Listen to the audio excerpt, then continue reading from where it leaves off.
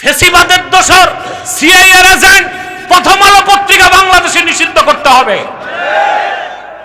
যদি আওয়ামী লীগের মতো 70 বছরের পুরান দল নিষিদ্ধ করা যায়, শেখ মুজিবের বাড়ি ভেঙে গুড়ায় দেওয়া যায়, তাহলে প্রথম আলো নিষিদ্ধ করতে বাধা কোথায়?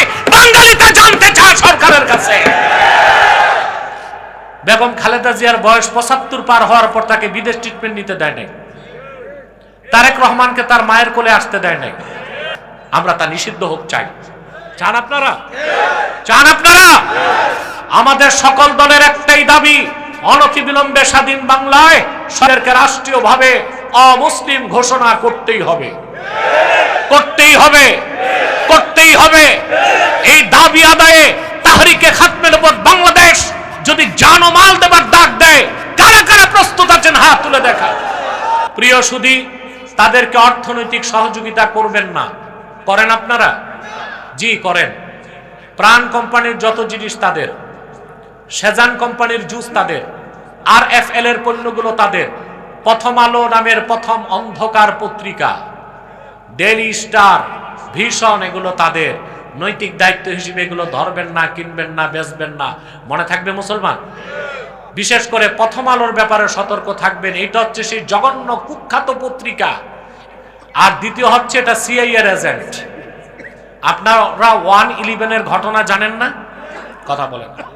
এই যে বাংলাদেশে ফেসিবাদ 16 বছর ছিল, এর জন্য দায়ী ছিল 1/11। এটা জানেন? ফখরুদ্দিন মঈনুদ্দিন। তো 1/11 ঘটনা ঘটেছে কে?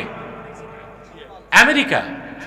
সাবকন্ট্রাক্ট দিছিল ভারতকে, সাবকন্ট্রাক্ট দিছিল ভারতকে। তারপর কি হইল? বাংলাদেশে কত আলেম জীবন দিল, কত ছাত্র মারা গেল, কত রাজনৈতিক নেতা জীবন দিল।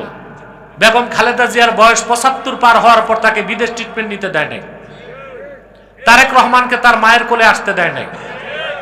কত আলেমকে ফাঁসিতে ঝুলালো, কত মানুষকে হত্যা করলো, কত ছাত্রকে শাপলা চত্বরে কত মানুষ মারা হয়েছে, তার হিসাব জানেন? আমার কাছে তার হিসাব আছে। 3000 মানুষকে শহীদ করা হয়েছে শাপলা চত্বরে। এই সব কিছুর পিছনে ছিল 1/11 দায়ী। ওটা ঘটেছে কে? আমেরিকা। সাবকন্ট্রাক্ট নিছে কে? ভারত। তখন আমেরিকার সিআইএর পক্ষে ন্যারেটিভ প্রচার করত বাংলাদেশে কুখ্যাত প্রথম আলো পত্রিকা।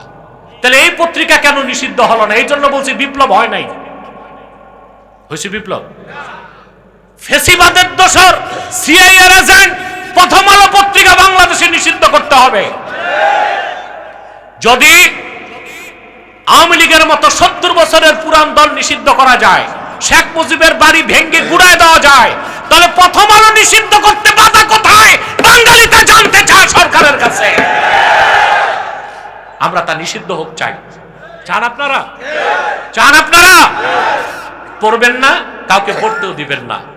আরেকটা অমুসলিম সম্প্রদায় মাথা চাড়া দিছে, খুবই জঘন্য। এরা যুবকদের ধ্বংস করতেছে হানি ট্রেপ দিয়ে। ওরা বলে ছেলে মেয়ে যদি রাজি থাকে, মানে মিয়া বিবি রাজি কে আকারেগা কাজী, ছেলে মেয়ে যদি সম্মত হয় বিয়ে ছাড়াও ফিজিক্যাল রিলেশন বৈধ। আমাদের এজেন্ট মনোহরগঞ্জে ঢুকে গেছে, আমার কাছে সংবাদ পৌঁছেছে। একদম শিকড় শুদ্ধ উপরে দিবেন। তারা প্রচার করে নামাজ হচ্ছে ট্রেনিং, অজু থাকলেও হবে, অজু ছাড়াও হবে। ইসলামের পরিভাষা তারা বদলাতে চায়। তারা ইসলাম বলে না, বলে ইসলাম। ইমাম বলে না, বলে এমাম। নামাজ বলে না, বলে নমাজ। কিতাব বলে না, বলে কেতাব। এরা সিআইএ না, এরা হচ্ছে মোসাদ কর্তৃক নিয়ন্ত্রিত। এদেরকে পেলে ধরে উত্তম মধ্যম দিয়া পুলিশ ভাইদের হাতে দিয়ে দিবেন। পারবেন না ইনশাল্লাহ? আরেকটি অমুসলিম সম্প্রদায় আমাদের স্বাধীনতায় হাত দিতে চাচ্ছে। এটা হচ্ছে খ্রিস্টান মিশনারিদের একটি গোপন সংগঠন, যাদের নাম ঈসাই জামাত। তারা মুসলমানদের মতো নাম রাখে, দাড়ি রাখে, কিন্তু খ্রিস্টান। ওরা জিজ্ঞেস করলে বলে আমরাও মুসলমান, তবে আমরা ঈসার উম্মত মুসলমান। ঈসার উম্মত মুসলমান না খ্রিস্টান? 1978 সাল থেকে এই পর্যন্ত 2.5 লক্ষ মুসলিম পরিবারকে তারা খ্রিস্টান বানায় ফেলছে। তাদের মাস্টার প্ল্যান হচ্ছে খ্রিস্টান সংখ্যা যখন অনেক বেড়ে যাবে, তখন সুদানের মতো কিংবা পূর্ব তিমুরের মতো বাংলাদেশের একটা অঞ্চলকে আলাদা করে খ্রিস্টান রাষ্ট্র বানাবে। হতে দিবেন? জোরে বলেন দিবেন? এক সাগর রক্তের বিনিময়েও পশ্চিমাদের এই ঘৃণ্য চক্রান্ত বাংলাদেশে বাস্তবায়ন হতে দেওয়া হবে না। আপনাদেরকে অরাজনৈতিক ভাবে সারা দেশে নেতৃত্ব দিচ্ছে তাহরিকে খাতমে নবুয়ত বাংলাদেশ। যেই বিষয়ে আমরা ঐক্যবদ্ধ করতে চাই, ওই বিষয়ে ওই স্বার্থগুলো আদায়ে বিএনপি, জামাত ইসলামী, খেলাফত, ইসলামী ঐক্যজোট যা আছে সবাই যেন এক প্ল্যাটফর্মে আসে। সেটা রাজনৈতিক ঐক্য না, সেটা অরাজনৈতিক ঐক্য। সেটা হচ্ছে তিনটা স্বার্থে আমাদের এক হইতে হবে। কটা স্বার্থ? ইসলামের সুমহান স্বার্থ রক্ষায় ঐক্যবদ্ধ হইতে হবে, মুসলমানদের মৌলিক দাবিগুলো আদায়ে ঐক্যবদ্ধ হইতে হবে, আর বাংলাদেশের স্বাধীনতা রক্ষায় এক হইতে হবে। বাংলাদেশে ইসলাম ও মুসলমানের সবচেয়ে বড় শত্রু হচ্ছে সম্প্রদায়, নিঃসন্দেহ এবং অমুসলিম। তাদেরকে যারা, কারণ তারা আল্লাহর আখিরি নবী মুহাম্মদ সাল্লাল্লাহু আলাইহি সাল্লামকে আল্লাহর শেষ নবী হিসেবে বিশ্বাস করে না। চিল্লায় বলেন নাউজুবিল্লাহ। সেজন্য তারা কি, তাদের মানুষকে তারা ধোঁকা দেয়। মুসলমানদের মতো দাড়ি রাখে, টুপি লাগায়, নাম রাখে, তাই বলে কি মুসলমান হবে? আরে ভাই, দাড়ি রাখলে কেউ যদি মুসলমান হতে পারত তো রবীন্দ্রনাথ ঠাকুরের চেয়ে বড় মুসলমান কে হইতো? সে কি মুসলিম ছিল? না, মুসলিম। টুপি লাগালে মুসলমান হওয়া যায়? দিল্লি পার্লামেন্টে হিন্দু এমপিরাও তো টুপি লাগায়, মুসলমান হবে? নাম রাখলে মুসলমান হওয়া যায়? এক শয়তান বোতলে পেশাব করে উপরে নাম লেখছে শরবত, ওটা কি শরবত হবে? তদ্রুপ আব্দুল আউয়াল, আব্দুল সামাদ, মোবাশ্বের আলী, কবির চৌধুরী, শাহরিয়ার কবির আর নিঝুম মজুমদার, এইসব নাম রাখার দ্বারা তারা মুসলমান হতে পারে না। আমার ভাইরা, আমার বন্ধুরা, আমার আল্লাহ ও নূর নবীজি আমার মুহাম্মদ মুস্তাফা সাল্লাল্লাহু আলাইহি সাল্লামের ইসলাম ও কোরআনের হাজার হাজার বছর পরে বর্তমান ভারতের কুখ্যাত পাঞ্জাবের কুখ্যাত গুরুদাসপুরের কুখ্যাত ইংরেজ আমলে এক শয়তান নিজের নবী দাবি করছে। চিল্লায় বলেন নাউজুবিল্লাহ।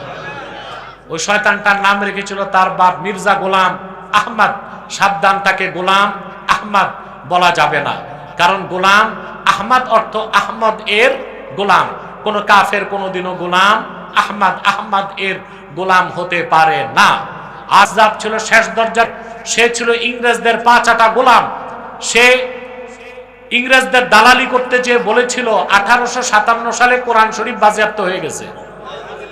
শুধু কাজ্জাব ছিল না, সে ছিল ইংরেজদের পা চাটা গোলাম।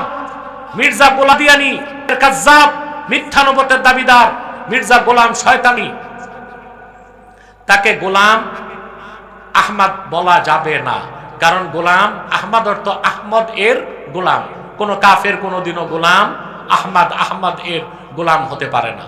আজ্জাব ছিল শেষ দরজার কুখ্যের মিথ্যা নবুয়তের দাবিদার, ইংরেজদের পা চাটা গোলাম। সে গোলাম আহমদ এর গোলাম ছিল না, সে ছিল কুখ্যাত শয়তানের কুখ্যাত গোলাম।